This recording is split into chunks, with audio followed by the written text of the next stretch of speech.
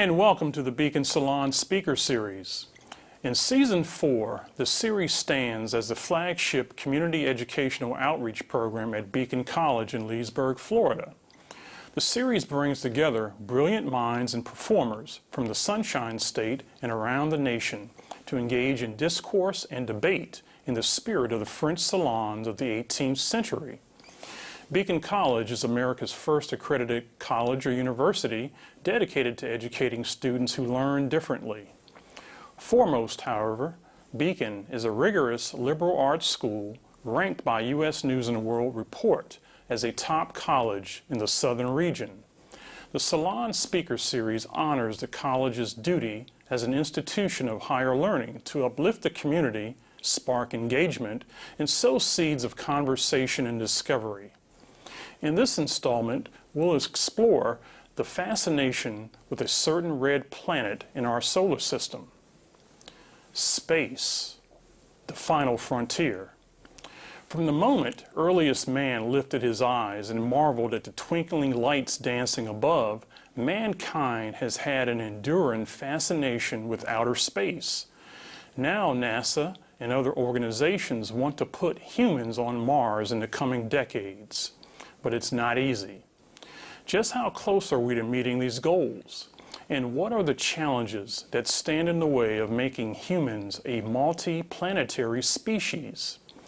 In this installment of the Beacon Salon Speaker Series, Brendan Byrne explains why a Mars mission is so difficult and how scientists and engineers are trying to turn science fiction into reality.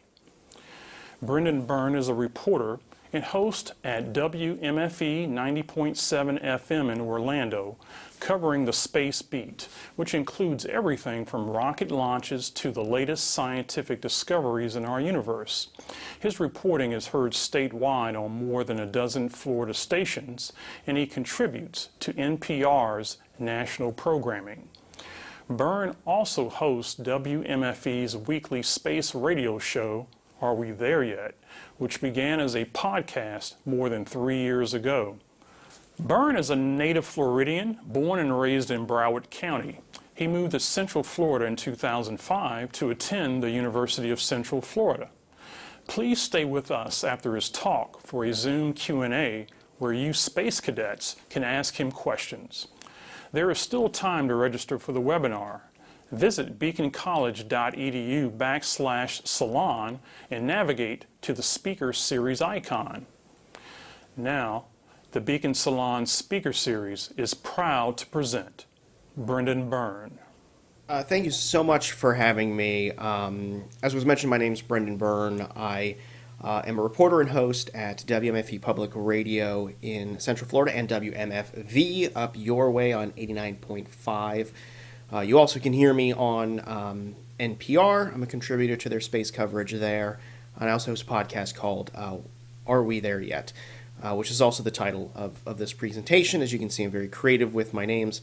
But anyways, it's an honor to be here and to speak with you all for this series at Beacon College. I've had the opportunity to work with Daryl in the past, both back in his days at the Orlando Sentinel, and working for Beacon College, and also some of the great faculty there as well. I've interviewed a few of them for my stories and coverage, so it's just an incredible honor to join the ranks of the Beacon folks and kind of educate you about some of the things that I work on and I'm passionate about.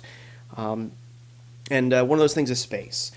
So we're going to talk about space. We're going to talk about Mars, and we're going to talk a little bit about getting people to live on other planets, particularly Mars, and what other things might be living on planets like Mars. So hopefully we have a really great conversation today. I'm going to be taking some questions at the end of this, so I'll leave some time for that. But we'll go ahead and take a journey. And today's talk is called Are We There Yet? As I said, is the name of my podcast and now radio show, which you can listen to on WMFE and WMFE every Tuesday night at 6:30 p.m. on 90.7 FM or 89.5 WMFV FM. Basically, we started this show back in 2016, so this month it will actually turn 5 years old. And the show had a really simple premise when we started it. We asked ourselves, when it comes to putting humans on Mars, are we there yet?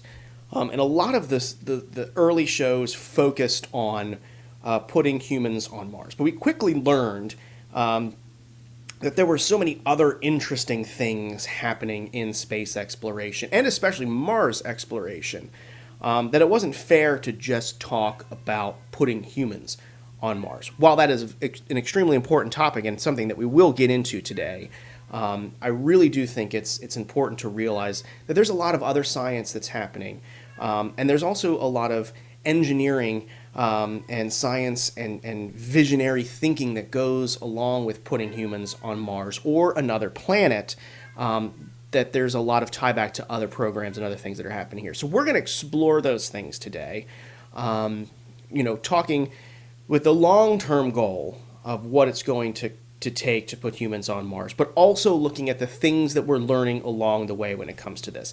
NASA calls humans on Mars the horizon goal. It's always something that's on the horizon, but you never quite get to it.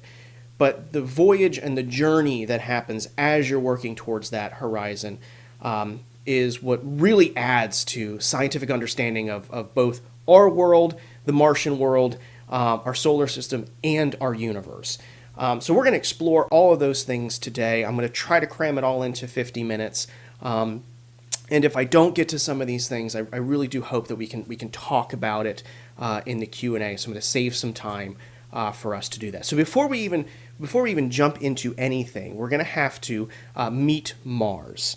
Mars is one of our closest celestial neighbors here. It's a small rocky planet, very thin atmosphere, and it's known by its reddish color, and that's from the iron oxide that's on the surface. It's a rocky planet that's been riddled with craters. It has very thin atmosphere, and we're starting to learn that Mars actually was a lot like us in the early days of the solar system, a lot like our planet. And that's what's really fascinating about Mars, right? What happened to make it look like this and not look like the water, atmospheric-rich planet that we live on, Earth, and why does it look like this? And what happened to it, and could that be foreshadowing the future of our own planet?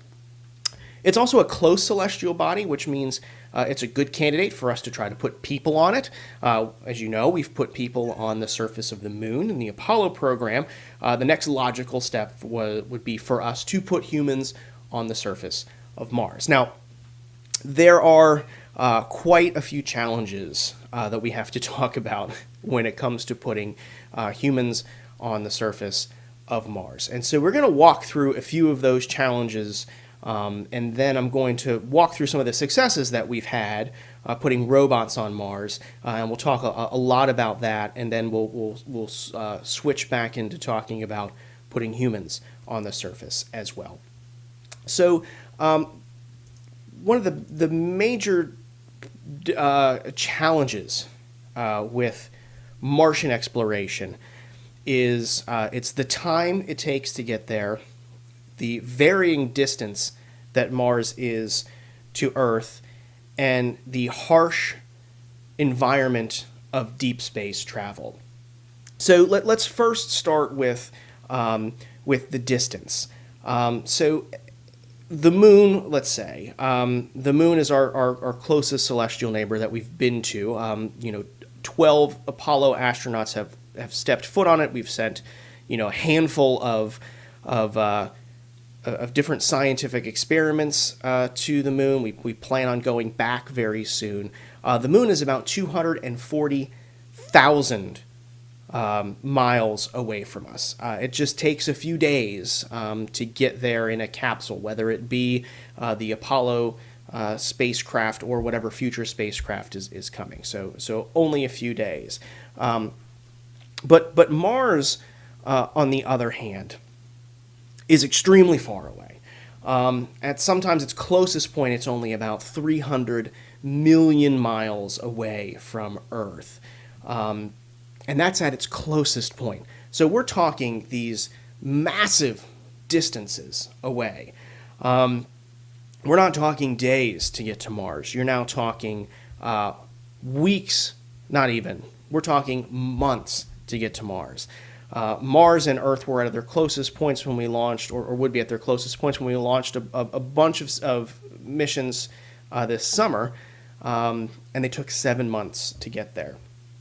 And the reason why is because Earth and Mars have different orbital periods.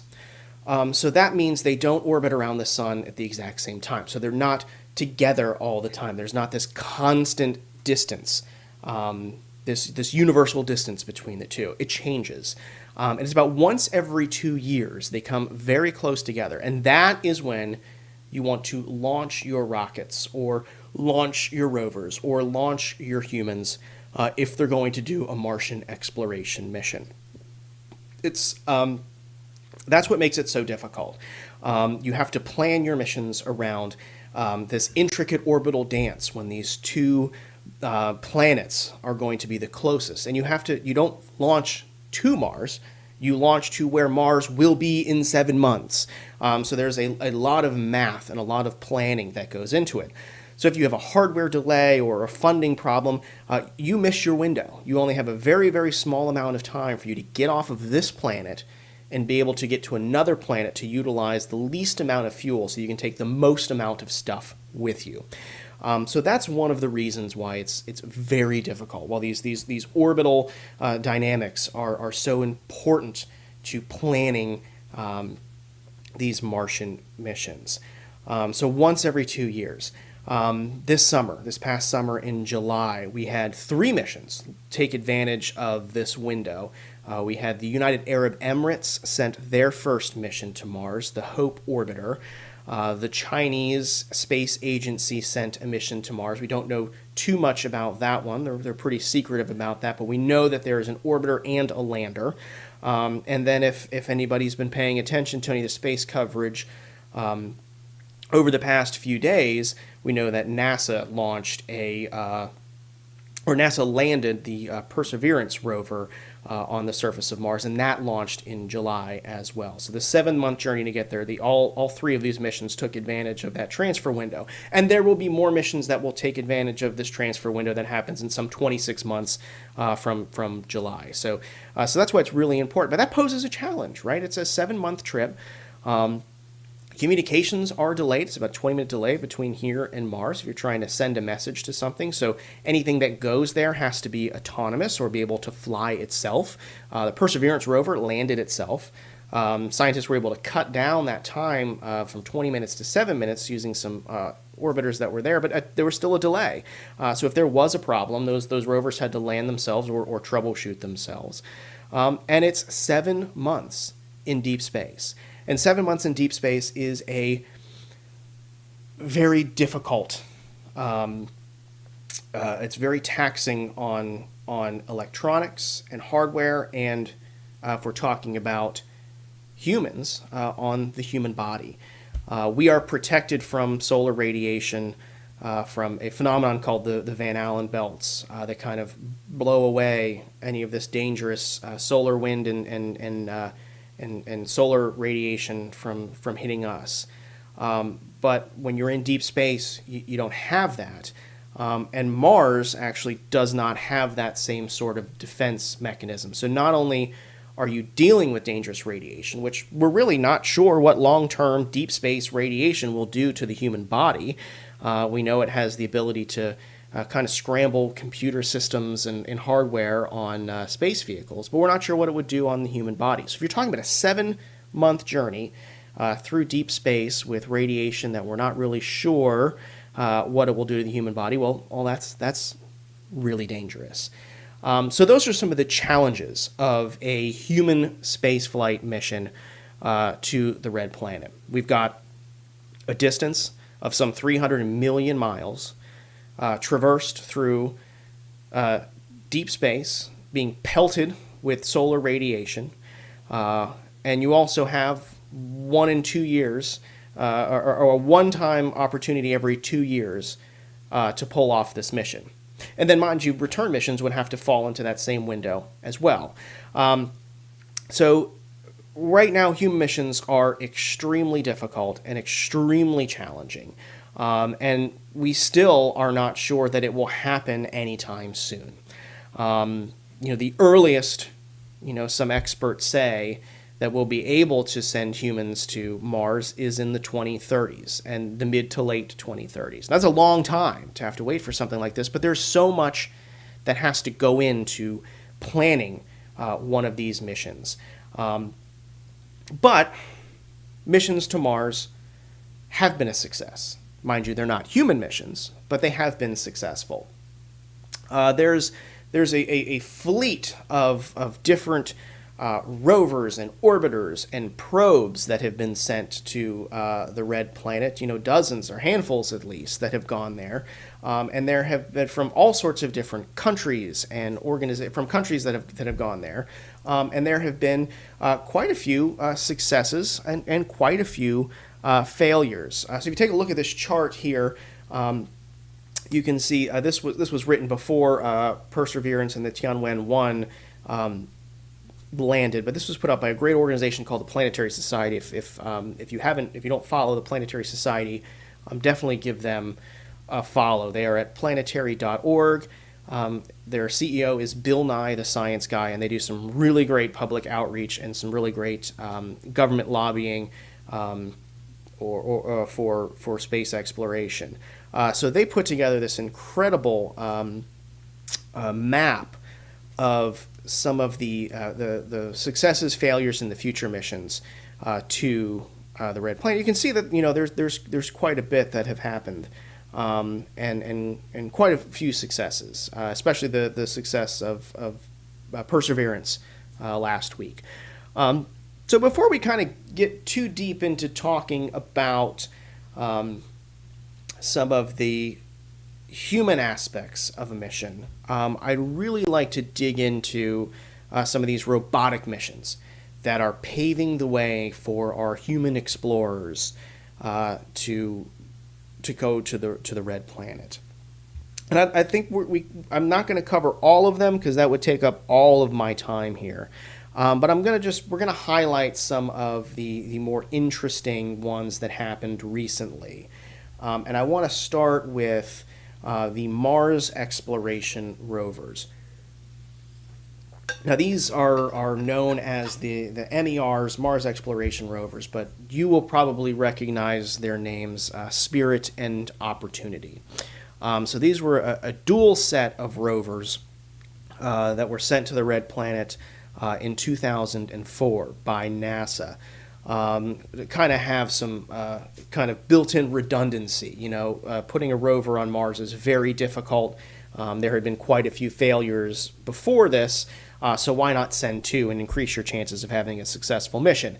So that's what NASA ended up doing. Spirit went from 2004 till about 2011. Opportunity ended up ending its mission in 2018. Now these far exceeded, I think, to some 90 days that NASA had expected them to live and work on the red planet. But these were really interesting rovers.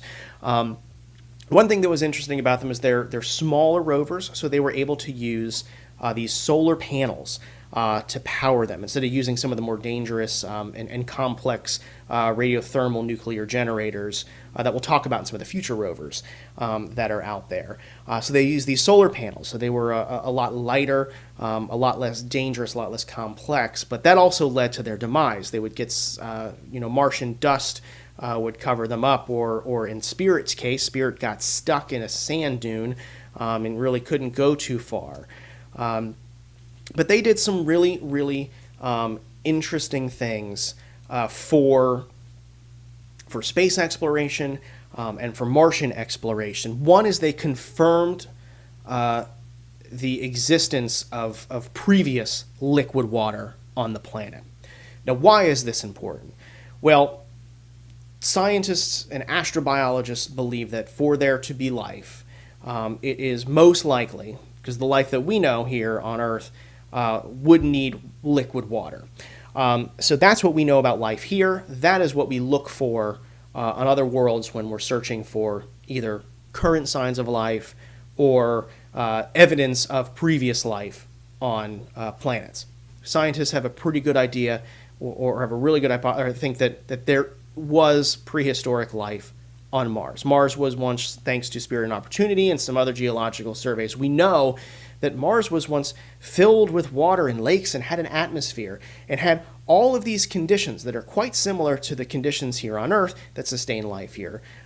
So scientists just needed to prove that some of those conditions were met in the past, and that's what Spirit and Opportunity did. They also studied the first kind of in-depth look at the geology of Mars and kind of look at these rocks and pebbles and dirt, they call it regolith, on the red planet, and help get a really good understanding of what the composition of the planet was. No longer were they taking looks at the planet from above and taking pictures and using aerial or orbital ways to observe what was on the surface. They were actually looking and seeing close up what these materials were made of. So those were kind of the two really big scientific things that Spirit and Opportunity gave to us about Mars, and really opened up this golden age of Martian understanding. But I think from a perspective of someone who does communication and public outreach, I think one of the most important things that Spirit and Opportunity did is it gave the public the first incredible looks at the red planet. Just take a look at this panorama. This is incredible. This is an image from another world. And when this image was first released, it really put people on Mars. Now, not literally, but it put you in the mindset of being on Mars. And having this kind of outreach tool to be able to see through the eyes of a robotic explorer into another world was just incredible for drumming up public support for Martian exploration.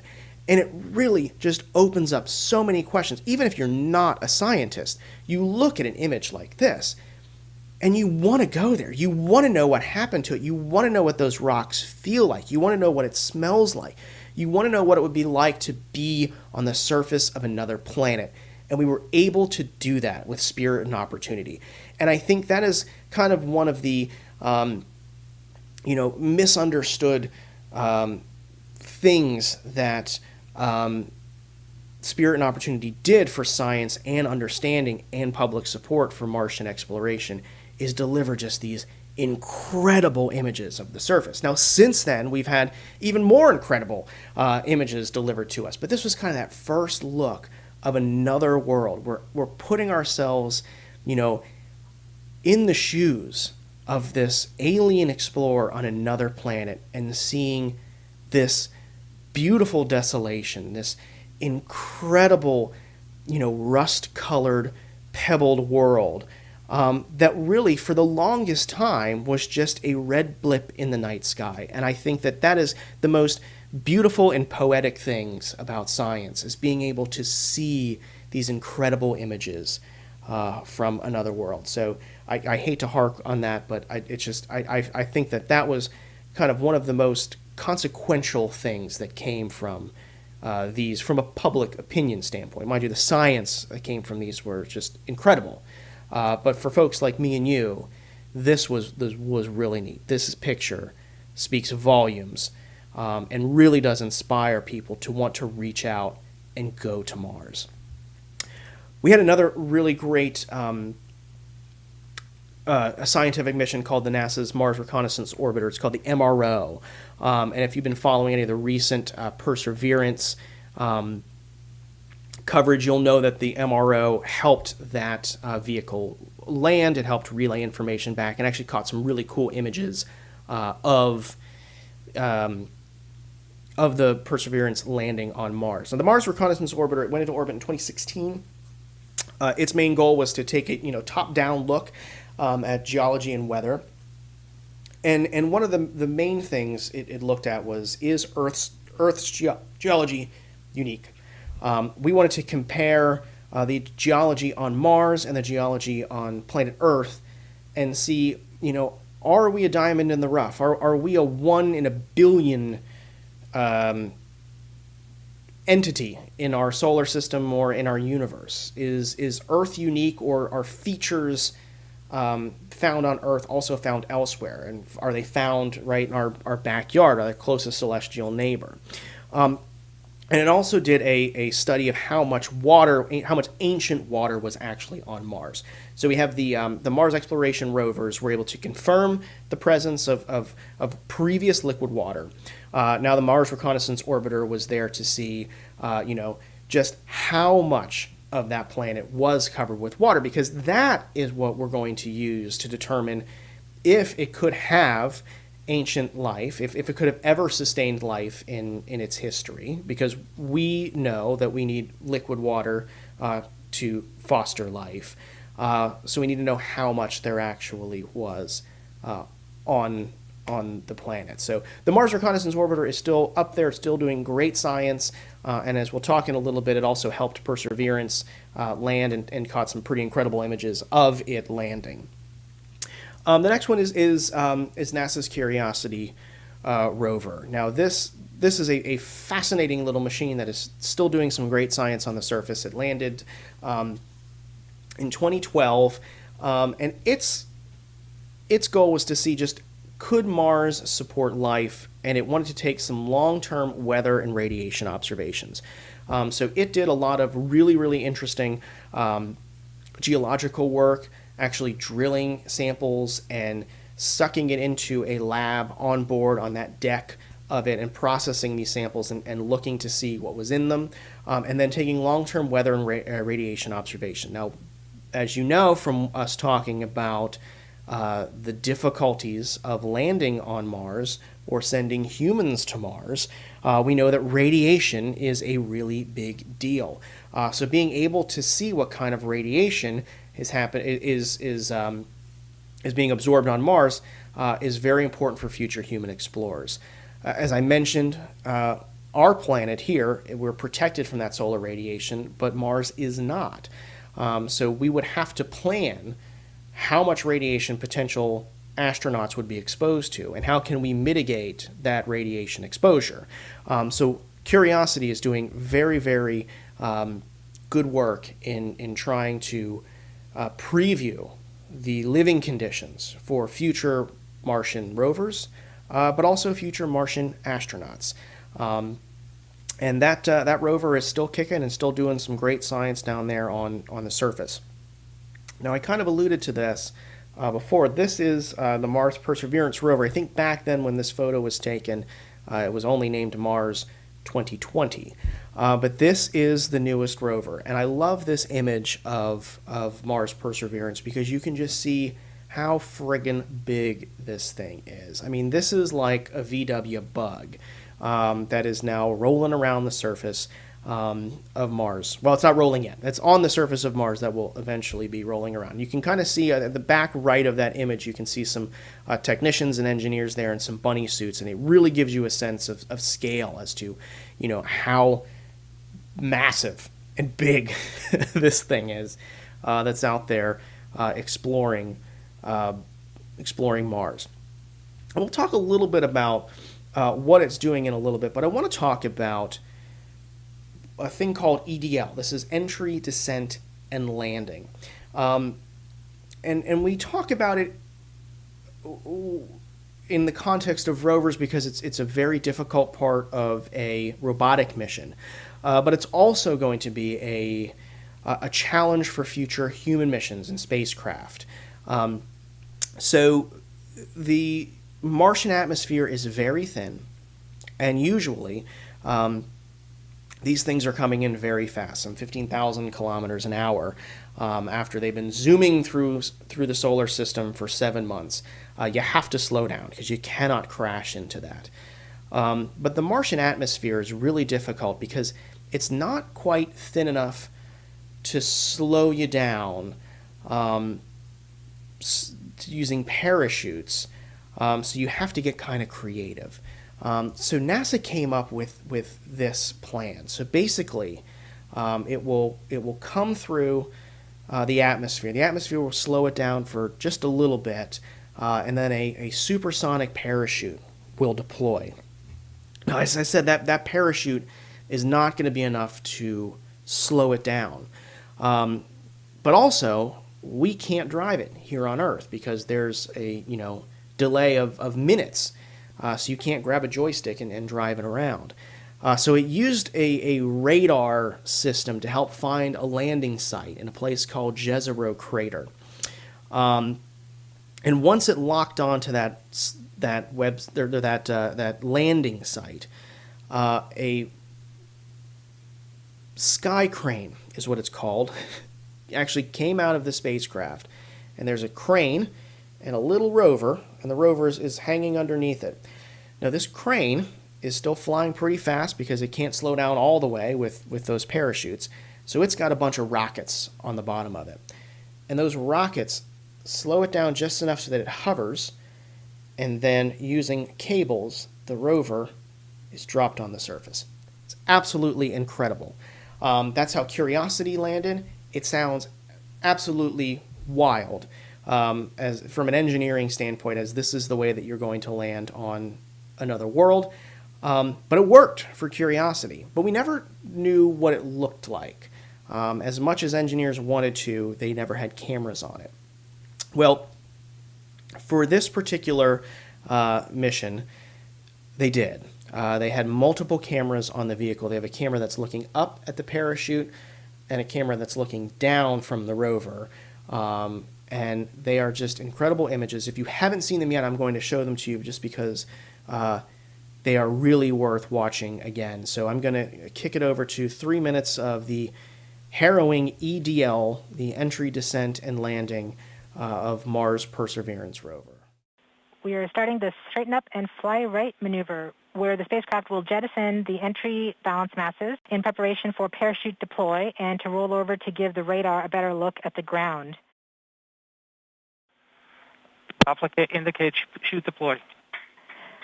The navigation has confirmed that the parachute has deployed, and we are seeing significant deceleration in the velocity. Our current velocity is 440 meters per second at an altitude of about 12 kilometers from the surface of Mars. Heat shield set. Perseverance is now slowed to subsonic speeds, and the heat shield has been separated. This allows both the radar and the cameras to get their first look at the surface. Current velocity is 145 meters per second at an altitude of about 9.5 kilometers above the surface.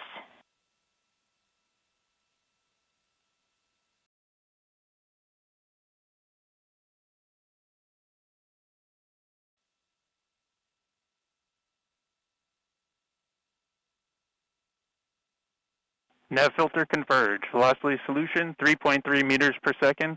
Altitude 7.4 kilometers. Now has radar lock on the ground. Current velocity is about 100 meters per second, 6.6 kilometers above the surface of Mars. Perseverance is continuing to descend on the parachute. We are coming up on the initialization of terrain relative navigation and subsequently the priming of the landing engines. Our current velocity is about 90 meters per second at an altitude of 4.2 kilometers. OVS valid. We have confirmation that the lander vision system has produced a valid solution and part of terrain relative navigation.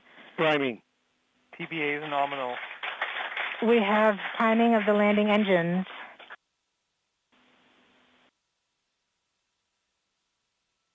Back shell set. Current velocity is 83 meters per second at about 2.6 kilometers from the surface of Mars. We have confirmation that the back shell has separated. We are currently performing the divert maneuver. Current velocity is about 75 meters per second at an altitude of about a kilometer off the surface of Mars. TRN safety Bravo. We have completed our terrain relative navigation. Current speed is about 30 meters per second, altitude of about 300 meters off the surface of Mars. We have started our constant velocity accordion, which means we are conducting the sky crane, about to conduct the sky crane maneuver.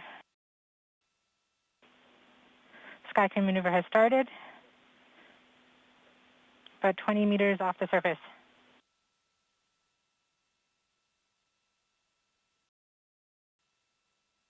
We're getting signals from MRO. Tango Delta. Touchdown confirmed. Perseverance safely on the surface of Mars, ready to begin seeking the signs of past life. That's just such an incredible video. Never before seen have scientists and engineers been able to see that technology in action. It doesn't look real. It looks like science fiction, but I can assure you that is absolutely real and absolutely incredible and just amazing. So now that Perseverance is on the surface, and this image right here is one of the first color images that it sent back. Now it's using currently some of its lower powered engineering and navigation cameras. And over the next days and weeks, scientists will fire up the much higher resolution. This is an incredible image to see in this incredible place on Mars called Jezero Crater. Now, the Perseverance rover, it's building on what we've learned from those other rovers that we talked about, from Spirit and Opportunity and from Curiosity, and also from the Mars Reconnaissance Orbiter. Now that scientists know that there is liquid water, and there was an abundance of liquid water, they've actually identified, using the Mars Reconnaissance Orbiter, this crater, this Jezero crater. And it once was home to an ancient lake and a river delta. So it's a really good place to look for evidence of past life, right? You're looking at where all of this water has flowed into this delta, so it builds up all this sediment. And this rover is going to go and look for evidence of carbon-based organisms that were on the surface at some point, or could have possibly been on the surface at some point in its history. That's fascinating. That's incredible. It's going to use a suite of instruments on top, including a microphone and a laser, and it's going to shoot these rocks and all this stuff. But another really interesting thing that's going to do is it's going to collect samples. If scientists find it's found a sample that is extremely fascinating or has some of these signs of life, it will collect it in a tube and it will put it onto a cache, and then it will drop it up on the surface. And in the next decade, in the 2030s, NASA and the European Space Agency are going to go back, and they're going to pick up these little pockets of dirt and rock samples that Perseverance picked out and prepared. And they're going to fire them back up into Martian orbit and then send them back to Earth. So we'll actually be able to get our hands on these samples. So no longer are they going to be, these samples on another world that we can't get our hands on and test with equipment down here on Earth. But we're going to be able to actually hold them here on Earth. And you might be asking, why are we talking so much about these robotic rovers? This conversation was billed as we're talking about putting people on Mars, right? Well, the Perseverance rover is doing some really important work when it comes to human exploration, because while understanding the geology is interesting to the geologists, we want to get to Mars and we want to put our own astronauts and our own humans there. So one of the things that's on the Perseverance rover is this instrument called MOXIE. And basically what this is, the atmosphere of Mars is mostly carbon dioxide. It's not something you would want to breathe in, as we know down here on Earth. So what MOXIE will do is it actually scrubs the air and turns it into pure oxygen. Now that's going to be extremely important for humans that are going to be living on Mars, because there's very little oxygen, and we all know that we need oxygen to live. To be able to have a machine that will be able to utilize the Martian atmosphere will be very, very helpful. So really, that's really exciting. There's also some material on board that will possibly be used for future Martian spacesuits. So we're going to see how it does in that harsh Martian atmosphere and with all that radiation. What materials would be best to use for a spacesuit. So there's all these things that are there. So yeah, robots are there, but really, what's super exciting is the prospect of humans going to the surface of Mars. And so that's what we're going to spend the last part of this conversation hashing out is, why is this so difficult, and how are we going to do it? So we already talked about some of the issues for the rovers, right? We talked about, the distance away from Earth, the time it takes to get there, and the precise times that you need to launch to get there efficiently with the least amount of fuel, so you can take the most amount of stuff. We also talked about the exposure to deep space radiation, and also radiation on the surface. But when you talk about humans now we have a whole nother bout of challenges to deal with, right? So let's first talk about the temperature. So as you can see here, Earth's temperature fluctuates quite a bit, right? It gets up to 136 degrees. I think that was recorded here in Florida in a summer, and can go all the way down to negative 126 degrees. That's very, very cold and very, very hot. We're average about 57 degrees Fahrenheit here on Earth. But when you look at Mars, because of that thin atmosphere, it cannot hold in a lot of heat from the sun, or because it is farther away from the sun. You're looking at temperature fluctuations from 86 degrees as the high. We would love that here in Florida, right? If you told you it would only get to 86 degrees here, that'd be wonderful. But it can go all the way down to negative 284 degrees. That's freezing. That's way past freezing. If you can see that post where water freezes, and it's got the average temperature of negative 81 degrees Fahrenheit. I would deal with an average temperature of positive 81 degrees. We're dealing with an average of negative 81 degrees.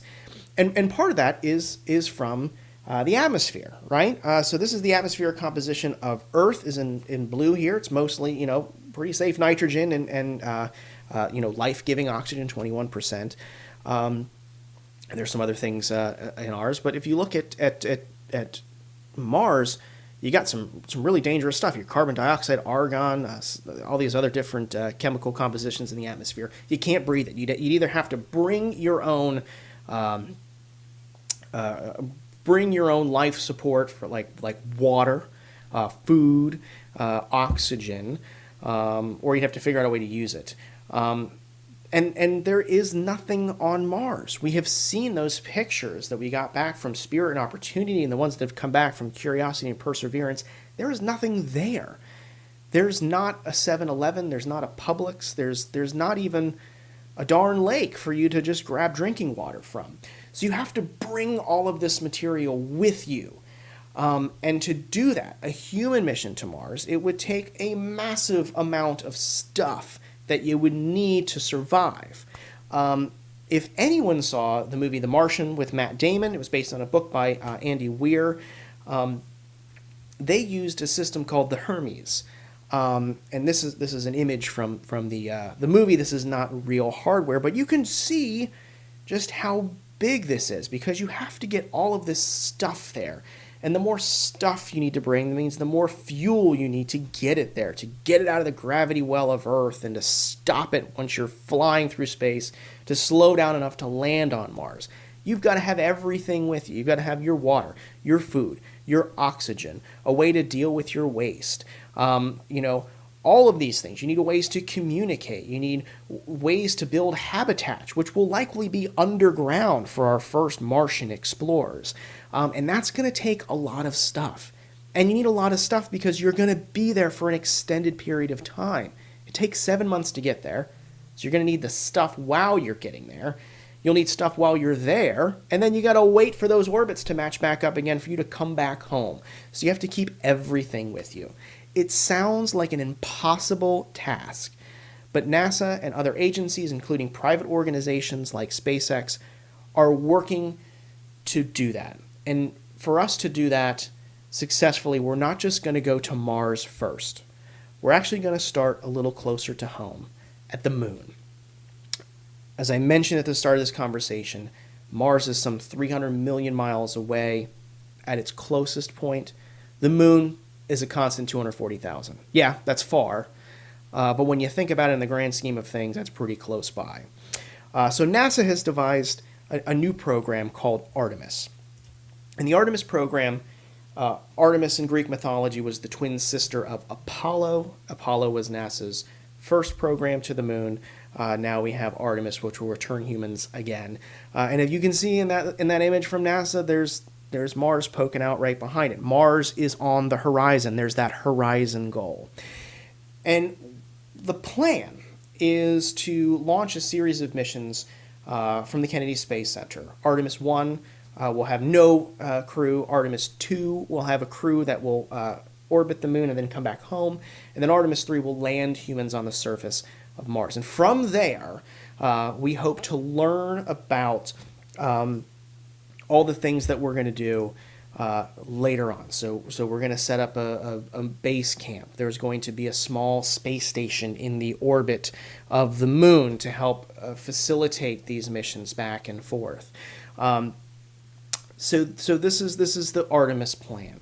It's been explained to me like, if you're going to go camping for the first time, you don't hike the Appalachian Trail. You test out your equipment in your backyard or at a KOA campsite first before you go all the way out there, because you're close to home if there's anything bad happens. So right now we're developing some of that hardware to get us to the moon, and then use that hardware to get humans to Mars. So one of the things that's being it's actually finalized here at the Kennedy Space Center is the Orion space capsule. So this will launch on one of NASA's new rockets called SLS, and it will help carry humans to that moon space station and then back down to the surface. So what we learn from developing this capsule, this deep space capsule, that's going to take multiple trips to the moon and back, is going to help us develop what we will need to go to Mars. Now, it might be this capsule will help get us to Mars. It might be another spacecraft that NASA comes up with. But the plan now is to utilize this for deep space exploration, the first deep space vehicle since the Apollo command module. And that's coming together at the Kennedy Space Center. NASA's still hoping for an uncrewed launch of this on a trip around the moon by the end of this year. We're also looking at the human factors, or NASA is looking at the human factors of a deep space mission. And one of the things that I find the most fascinating about a deep space mission and space exploration in general is the toilet. It's an often underlooked thing when you talk about space exploration, but you have to do something with your poo. You have to do something with the urine that you create while you're on these missions. The International Space Station just got this brand new toilet recently. It launched from Kennedy Space Center, I believe, late last year. It's the Universal Waste Management System. It's a new toilet. It's supposed to be more efficient. And it's also supposed to be, it was designed to better accommodate female astronauts, which is something that's very important for NASA, is to make sure that there's gender equality in the astronaut corps and through the hardware that they would use for exploration. So there's a new design to make it easier for women to use, so they can be used by men and women. Because basically, if you can't, you can recycle urine, and that's what the International Space Station does. Any liquid waste is recycled and turned into drinking water, but solid waste is usually packed up and burnt up in the atmosphere. But you can't really do that on a deep space mission, right? You don't have these cargo vehicles coming to visit you and take away your trash. You've got your own trash. So you need to make sure that you can safely store fecal matter and solid waste, because it's very dangerous. There's a reason your body is expelling it. And if you're in closed quarters like that, if something bad happens, it's going to be not only stinky and gross, but it could be very detrimental to your health. So that's why the space toilet is probably one of the most important pieces of human space flight hardware. So this toilet is up on the International Space Station. Another version of this toilet, a duplicate, will be placed on the Orion capsule for those astronauts to use to test out. And the lessons that NASA learns on this will be used for deep space missions to Mars and beyond. Now speaking about waste, what about trash? You might accumulate a lot of trash while you're in space. There's that solid waste that I talked about, but there's also, wrappings from equipment or from foodstuffs, and all of that accumulates. So what are you going to do with it? Well, there's a team at the NASA Kennedy Space Center that's developing a system called Oscar. It's the trash to gas system, and basically what this does is you can place all of your trash into this system. It burns it up at this particular temperature, and some chemicals are expelled that you can use a process called a Sabatier reaction, and you're able to take that and turn it into hydrogen and oxygen and water. So you can drink the water, or you can use the hydrogen as fuel and the oxygen to breathe or as an oxidizer. So you're making your own fuel from trash. It's been developed at the Kennedy Space Center. It's been going through a lot of testing, and hopefully will fly in space just to make sure that this will work. But this would be game-changing for deep space exploration. If you're not only dealing with your trash and your waste during your trip to Mars, but you're also turning into vital resources, that is extremely helpful to what you're doing. And that brings me to my next point, is that it takes so much stuff to survive on Mars. Wouldn't it be easier if you can just make it when you get there? And that is something that NASA engineers and also other space visionaries are trying to tackle. It's something called in situ resource utilization, making what you have when you get there. So NASA has some plans to, as we talked about with MOXIE, to scrub the carbon dioxide out of the air and turn it into vital oxygen that you can use. There are also programs, like we just talked about, Oscar and the Trash to Gas, to turn in waste into vital resources like rocket fuel or water or oxygen. Or also turn in the Martian regolith, that's what we call dirt and soil, into building materials. And so in situ resource utilization is something that's going to be very important to sending astronauts to the Red Planet, or having a long-term base camp there. And those are a lot of the things that we're going to utilize in the Artemis program and try out on the Moon first before applying them to deep space missions to Mars. Now, that's NASA's plan. Elon Musk is the founder and lead engineer of SpaceX. And that company was founded in the early 2000s with the goal of colonizing Mars, putting humans on Mars as a plan B for what we're doing to this planet. Eventually, humans will need another place to go, and that's what Elon Musk wants to do. He's building his company by flying the Falcon 9 rocket, putting commercial and military and civilian science payloads into space. He's building a Starlink internet satellite company. But his ultimate goal is to put humans on Mars. And while that sounded kind of like a pipe dream at this, the early 2000s and even in the mid 2010s, now a lot of that stuff is coming to reality. And his plan is to use a system called Starship. And this is a massive space vehicle that could take hundreds of people at a time, with tons and tons and tons of cargo to the surface of Mars. And it looks kind of like a water tower that launches straight up, and then as it comes into the planet, it comes in like a belly flop, and then it lands vertically, much like its Falcon 9 boosters do. And this sounds like science fiction, but SpaceX has actually done quite a good job at building prototypes for this. And one of the prototypes, I'm going to show you a video here. This was the launch a few weeks ago of what's called serial number 9 of the Starship. And while it didn't land successfully at the pad, as you'll see in this video, it did accomplish a lot of goals, and that was to launch from the pad, control this belly flop maneuver that would be needed to enter the Martian atmosphere and slow down, and then propulsively land vertically. So let's go ahead and take a look at this video and just watch how incredible this is. Stage Bravo is go for flight.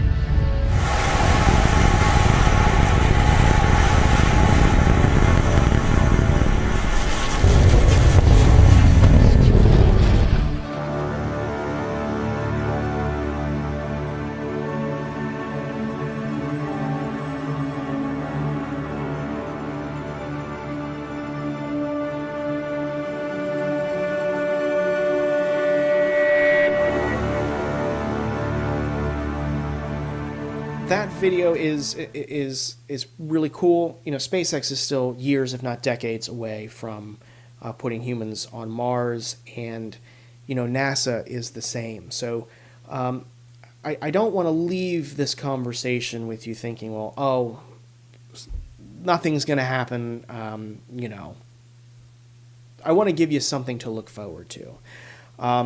So there are two things that I think are going to be really exciting to watch. One is the development of Starship, as we saw. SpaceX continues to build these vehicles in Boca Chica, Texas, and launching them on these test flights that just keep going higher and faster each and every time, and it's just incredible to watch. Another thing to watch will be NASA's Artemis missions, which could launch as early as October of this year. Although that will likely be delayed into next year. But those are two things that are happening in the now that are extremely exciting. And I think that's something that I can leave you all with to look forward to, you know, moving throughout this decade and into the next in human space exploration. And I think another really important thing to look forward to is the Mars generation of astronauts. They're probably already alive and probably already studying science and engineering or some sort of STEM field. The people that will step foot on Mars are with us today.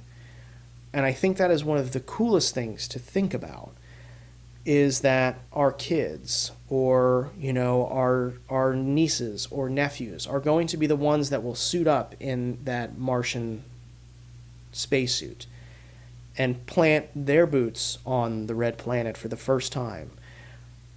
They're already around. And I think that is the most compelling thing about human exploration, is that we are so close to doing great things. And it is just super, super exciting to follow along that story and see these things take shape and take development and watch humanity take that next giant leap into places that we've never been before. So that does it for my presentation. I would urge you all to take a listen to my podcast and radio show, Are We There Yet? These are the kind of conversations we have every week. You can either download it as a podcast wherever you get your podcasts, on NPR One, iTunes, Spotify, or you can listen to it on the terrestrial radio. It's Tuesday nights at 6:30 p.m. on 90.7 WMFE in the Central Florida area and 89.5 WMFV up in North Central Florida, the villages in Ocala. And you can also hear my reporting on NPR from time to time. Follow me on Twitter at SpaceBrendan, or if you have any questions or want to get in touch with me, my email is there for you, bburn@wmfe.org. Before we kick it to Q&As and send it back to the MC of the event here, I do just want to say thank you so much for tuning in. Thank you for the opportunity to tell this story. It is a privilege for me to be able to do this as a job every single day. And I do not take that for granted, so I love talking about this stuff. So I'm more than happy to talk anytime, and I do hope you tune into to our coverage. So thank you very much, and I look forward to fielding some of your questions. Thanks, Brendan, for that out-of-this-world presentation. You'll get your chance in a few minutes to explore space further in our Zoom Q&A. First, a quick segment regarding why Beacon College might best suit the needs of someone you love with learning differences.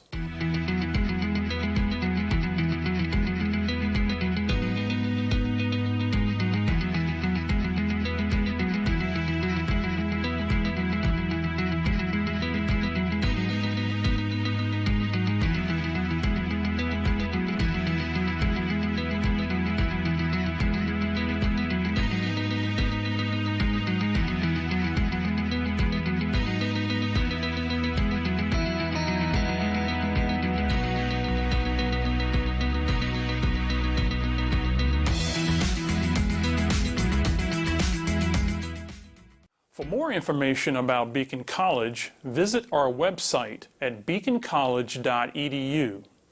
Meanwhile, it isn't too late to register to participate in our Zoom Q&A.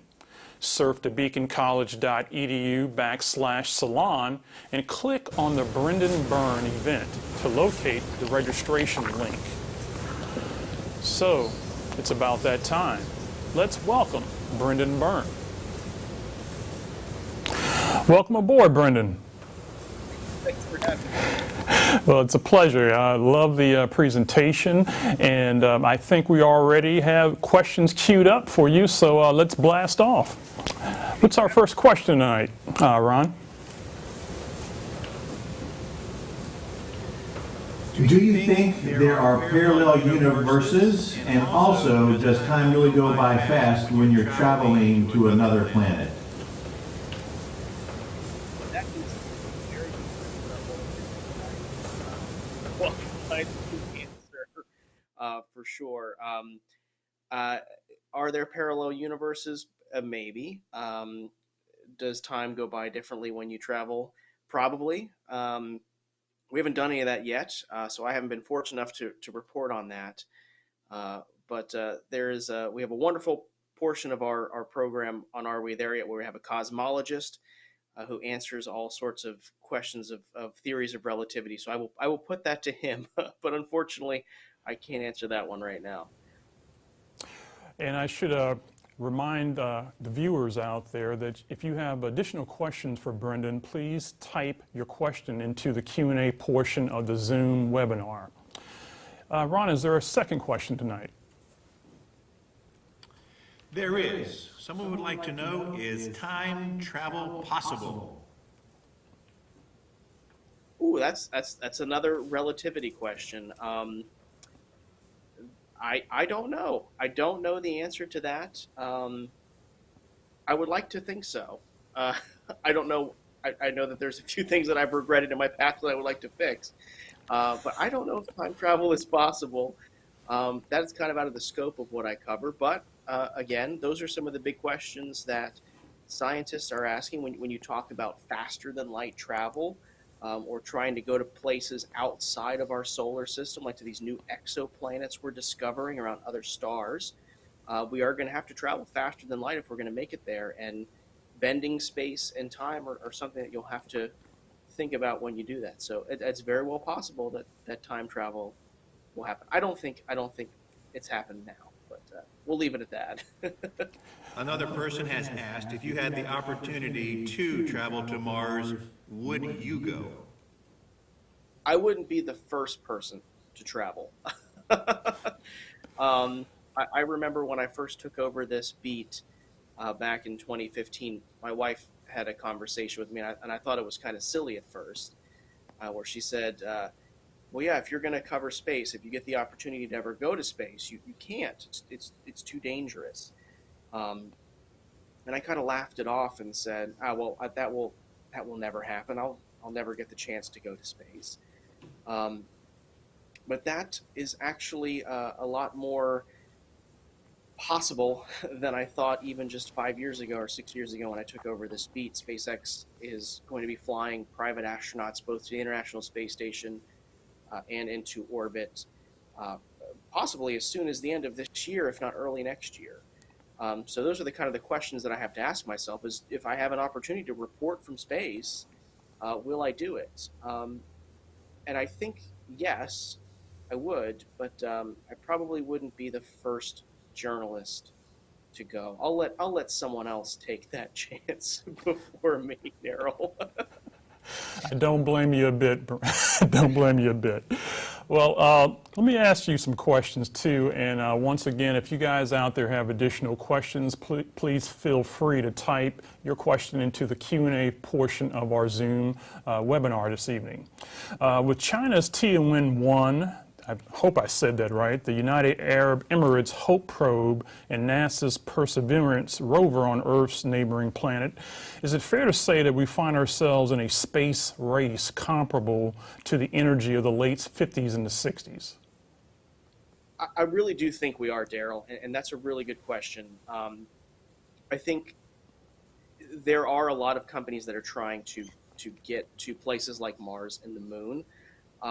Right now, unlike the space race of the Apollo days of the 1960s, there is a lot more international collaboration. So One prime example is the International Space Station.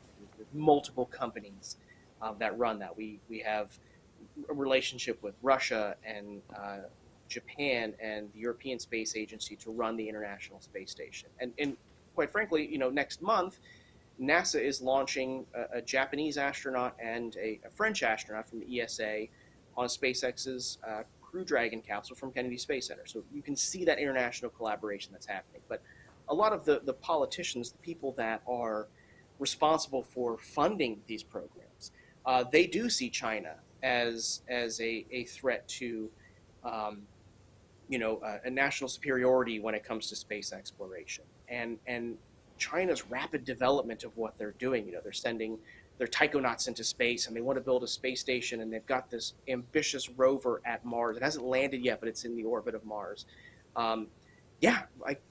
We see that as a threat here.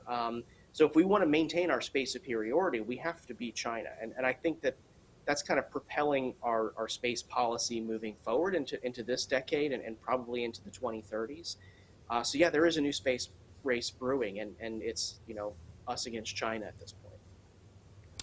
Let me segue into looking at the civilian stakes. Back in 2014, when I was still in my newspaper columnist days, I wrote about Mars One, and you probably remember Mars One, Brendan, which was a one-way trip project to colonize Mars with 100 ordinary folks from around the world. That company went bankrupt in 2019 and now has been dissolved. Leaving these would-be Martians marooned on the big blue marble that we're living on now. But I'm wondering, have there been any other initiatives like this outside of NASA to plant humans on Mars or other extraterrestrial bodies? I think the big player right now is SpaceX. SpaceX was started, as I mentioned, in 2002 as they wanted to colonize Mars. That was the business plan, and everything that SpaceX does is to fund that mission. That water tower that we saw kind of belly flop down and crash at the launch pad, that's designed to hold 100 civilians to take them to either the moon or the red planet. So I think if anyone is going to be bringing private people into space to places like the moon or to Mars, it's going to be SpaceX. What are they going to do when they get there? That's a completely different question. What are the ethics behind that? We're not even sure if there's current life or signs of life on Mars. What will it do if we start living on that planet? But I think if there's going to be any company that's going to do it, it's going to be SpaceX. And unlike Mars One, they do have the funds to pull this off. They're bringing in the money to make this happen from their commercial launches that anybody who lives in Central Florida can see that they're launching almost every week. It's not just a NASA mission. That's a commercial mission for millions and millions of dollars they're getting. They're putting a constellation of internet satellites above us that are going to provide global broadband access, which is going to be a huge cash cow for this company. So I think if anybody is going to put people on another planet, whether it be Mars or the moon, or even Elon Musk is thinking even beyond Mars, it's going to be SpaceX. I think we have another audience question. This one comes in from Facebook. What does Brandon think the government is going to unveil or reveal about UFOs?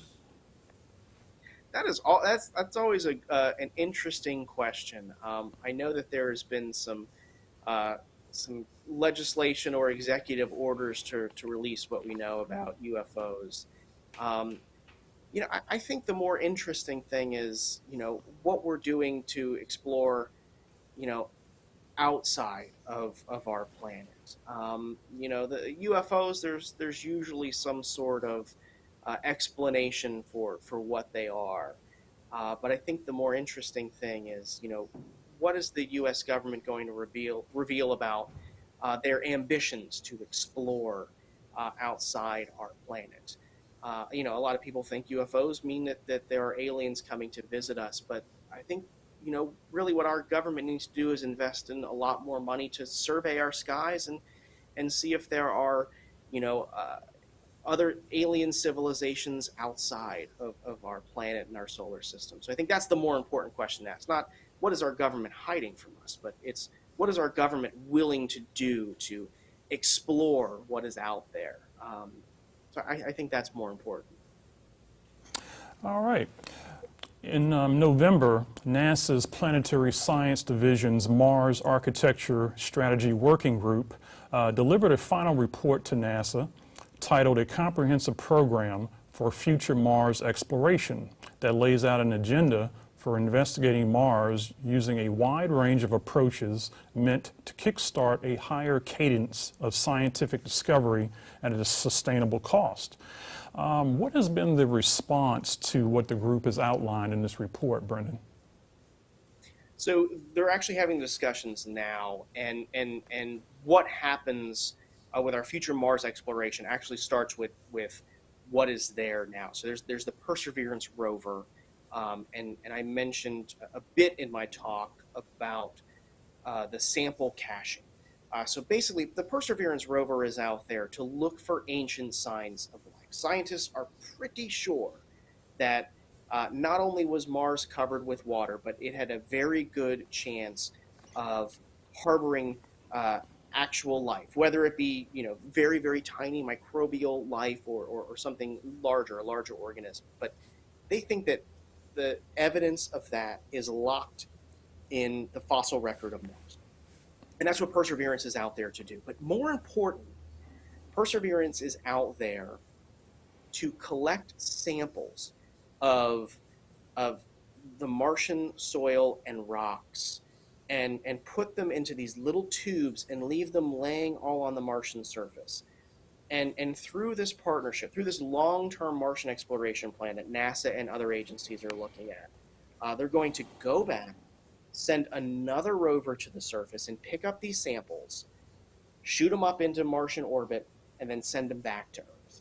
Now, these will be the first time that we've ever had pieces of Martian dirt in our hands for us to look at and examine. But there is no way that one organization, one country, one agency can pull this off. This is going to take a multinational organization. And these kind of talks that you mentioned, Daryl, these are the preliminary talks of how this is going to happen. The European Space Agency is already committing to some resources. Obviously, we have Perseverance on the Red Planet committing to this. But this international partnership of us trying to get these samples back is going to lay the groundwork for us to be able to send astronauts to the surface of Mars as well. So these conversations that we're having today are the conversations that are going to lead us to putting humans on Mars in the 2030s. It's extremely exciting. And the fact that these government agencies are coming together now and having these conversations to work out the bureaucracy, that's a really good sign for the future. That's a really good sign for Martian exploration. We're speaking with Brendan Byrne, space reporter at WMFE Radio and host of the podcast, Are We There Yet? A reminder, if you have additional questions for Brendan Byrne this evening, please type them in the Q&A portion of our Zoom webinar. He'd love to answer your questions. And I have another question for you, sir. Let's talk in general a bit about space exploration.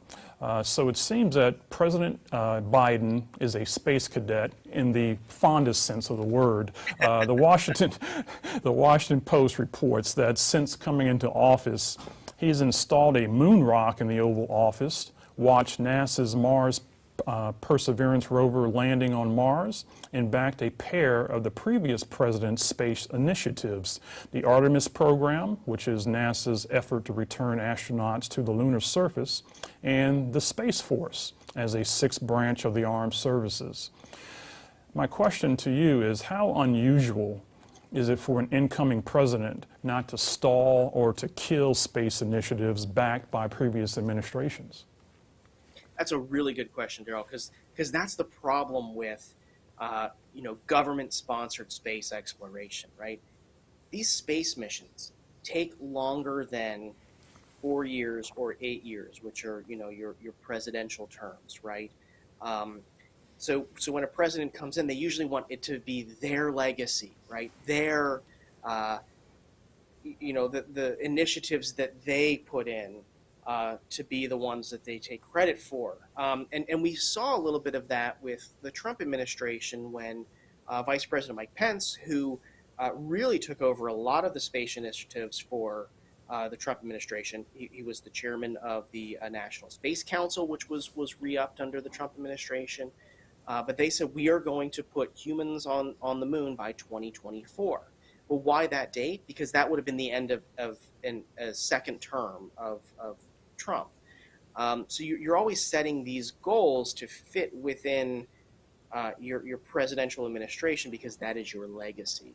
And the fact that we're seeing this kind of crossover with the Biden administration, keeping on the Artemis program, that is very optimistic for space policy folks to see that that they're willing to keep building on this work despite it not being a President Biden project. This is something that Artemis was started in the Trump administration, but Biden's going to go ahead and pick up the torch and carry it through until humans land on the moon once again. And that's really great to see from someone who advocates for space exploration or for someone who wants to see some continuity of policy. You have to look at what the Biden administration is doing and say, this is great. Now, it's obviously not high on their priority list. We don't know who the new NASA administrator will be. They still have a acting administrator. The NASA administrator is appointed by the president and has to go through Senate confirmation. We don't even have names for that yet. But the fact that they are talking about it and that Biden seems to want to go through with this. I heard that he had called the mission control about the Mars Perseverance and said, good job, man, when he called the mission director. So it's great to see that there is this excitement, but more importantly, this continuity over administrations. Well, that's an important word I wanted to come back to. I don't know the answer to this, so I'm asking for myself. Do our competitors, the Chinas, the Russias, those types of countries who have been involved in space exploration, do they have that kind of continuity in their programs, or do they have those kinds of stops and starts over the course of time? That's a really good question, Daryl, and I don't know if I cover kind of the international space programs well enough to be able to answer that, but I will say that the goals of the Russian Space Agency have pretty much remained the same. The Chinese Space Agency is very secretive, so we don't know much about what happens until it actually happens. This Mars rover, as an example, the details were very slim until we knew that it actually got into a successful orbit around Mars. So it's really difficult to answer that question when it comes to China. For Russia, I know that a lot of their stuff has continued over. And the European Space Agency generally has kind of a continuous plan for what they do. So I think the U.S. is unique in what you were hinting at in your question. The U.S. is unique in the fact that there are these things.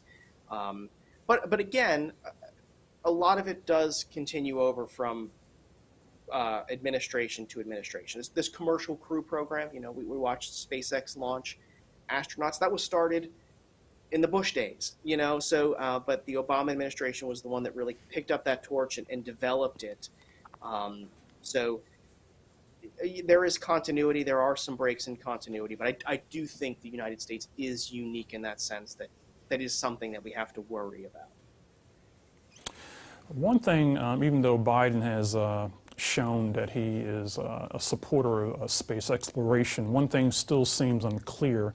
Will the Biden administration preserve the National Space Council, which operates as an office of policy development and handles a portfolio of civil, commercial, national security, and international space policy matters? Have you heard any scuttlebutt about where that's going to land? I have heard a lot of people that work in the space industry or are actors within the space community would love to see the National Space Council continue. The policy directives that came out of the National Space Council were applauded by the space community at large. Do we know if that's going to continue? We don't. There hasn't been any indication that Biden wants to scrap this program, but there's also really no indication that this administration is going to continue it on. We don't know of any meetings that are happening or whatnot. We both know that he's got a lot of other things on his plate right now that are taking priority. Space policy is low on the list of things to worry about in early 2021. But I will say, from talking to both civilian agencies and commercial companies, they would love to see the National Space Council continue because it did give that direction, and it kind of, propelled these issues up the chain of command and put them at the forefront of the presidential administration. So I know a lot of people would hope that it continues. We don't know what's going to happen. It's very unclear, but folks want it to continue. You kind of touched on this earlier, but I wanted to know, what do you see as the odds that former Florida Senator Bill Nelson becomes the next NASA administrator? That is also another $1 million question, Daryl. I didn't realize you were going to ask me all these hard questions. Former Senator Nelson was very involved in space policy, both in his time as a member of Congress in the House of Representatives, and also as a senator. Daryl, as you probably know, he flew to space. He was a space flight participant and was one of two congressmen to fly aboard the space shuttle. The other one was then Senator. I just lost his name. It will come to me, but it was Garn, Jake Garn. That was the Senator Jake Garn, and Bill Nelson. So he's very involved in space policy. Now, President Trump's administration, they nominated a very controversial at the time nominee for the NASA administrator. It was Jim Bridenstine. At the time, he was a House representative from Oklahoma. And Senator Nelson, who had to confirm Bridenstine, made the point very strongly that a politician should not be the head of NASA. It should instead be someone that has scientific or institutional knowledge of the space program, and he criticized Trump for politicizing the head of NASA. Now, fast forward, Jim Bridenstine was a rock star administrator, getting bipartisan support for everything he did. There was even a petition signed by tens of thousands of people to get him to stay on through the Biden administration. But I think when Senator Nelson's name was floated, Senator Nelson was not very open to a lot of the commercialization that the Trump administration was doing when it came to NASA. And those remarks criticizing the pick for Jim Bridenstine could go back and haunt him if Biden were to nominate him now. We are living in a time when does it really matter what a politician says 3 or 4 years ago? But those words could come back to haunt him. And I really do think from the sources that I've talked to, they want someone who is more commercial focused, leaning on people like SpaceX and Blue Origin and all these different commercial companies. And they also, more importantly, they want a woman. They want to see a woman in the position of the head of NASA. And I think that is going to be something very important. That's something that the Biden administration is paying very close attention to, is the optics of having a diverse pick as the head of NASA going into 2021 and beyond. That's going to be an interesting development to watch. Well, you mentioned I've been asking you some hard questions tonight, and I've saved the hardest for our very last question. And question, yes, and that question is simply, what is your favorite space movie? Oh, what's my favorite space movie? Oh man, I don't know, because I can't say Star Wars or Star Trek, because you know that is going to really elicit some terrible responses on Twitter after this. I think the one movie, and this is a deep dive into my childhood here. I think the one movie that really made me really enjoy space exploration, and then wanted me to go to space camp as a kid, which ended up helping me get this job, was the terrible straight to VHS movie Space Camp, which I think came out in the early '90s. It was fantastic. I loved it. It was a young Joaquin Phoenix. I think he was like 8 or 9 years old in it. But it was one of my favorite movies. I watched it over and over again. I wanted to be like those kids who accidentally got sent to space. Well, that one was not what I was expecting, but hey, to each his own. Well, Brendan, I have enjoyed our conversation, and I really appreciate you gracing us with your presence tonight in this installment of the Beacon Salon Speaker Series. Once again, please tune in to Brendan Byrne's podcast, Are We There Yet? And certainly listen to him as he does his reporting on WMFE radio. That concludes tonight's installment of the Beacon Salon Speaker Series. We thank you for joining us tonight, and we hope that you join us the next time. Thank you very much, and we'll see you. Have a good night.